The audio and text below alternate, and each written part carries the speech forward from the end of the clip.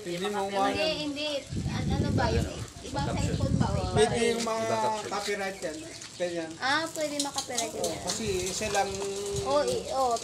Tatlong pirasong ano eh. Tatlong Iba- pirasong iba yung- ito. Dapat gawing 4. Iba-iba yung video. Franz, ito 3. Dapat yung sa akin gawing 4. Yung ganon. Iba-iba caption. Kahit nga iba-iba. Kung na-detect na yung itsura, Oo, saka ganun talaga yun. isang place, isang itsura. Isang place saka ano. Baguhin mo yung caption, no? Parang ano lang yun. Paging copyright. Baka mag-only Kanino to? Kanino to? original content eh. Ganda no?